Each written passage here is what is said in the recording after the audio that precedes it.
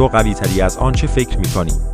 آیا تا به حال فکر کرده ای چرا بعضی رویاها به نظر غیر ممکن میرسند؟ چرا گاهی کوهی از ترس و تردید بین تو و هدفهایت قد علم میکند؟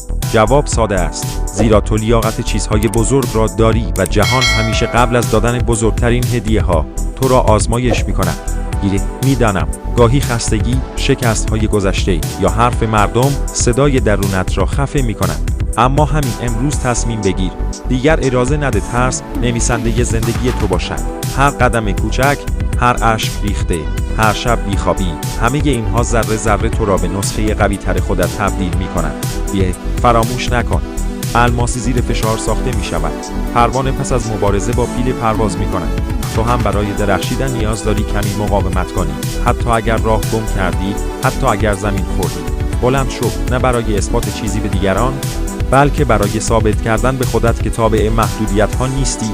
امروز نقطه شروع است. یک هدف کوچک انتخاب کن، مطالعه 10 صفحه، ورزش 15 دقیقه یا حتی یک جمله محبت آمیز به خودت. حرکت کن، حتی اگر کند باشی. آینده‌ای که می‌خواهی در امروز تو قفل شده است. کلیدش فقط اراده توست. چشمانت را ببند. تصور کن 1 سال بعد هستی. به خودت نگاه کن، قوی‌تر، با اعتمادتر، پر از غرور به خاطر تلاش‌هایت. این تصویر واقعی است اگر باور کنی و عمل کنی. هر صبح با خودت تکرار کن، من توانمندم، من شایست، من سزاوار بهترین ها هستم.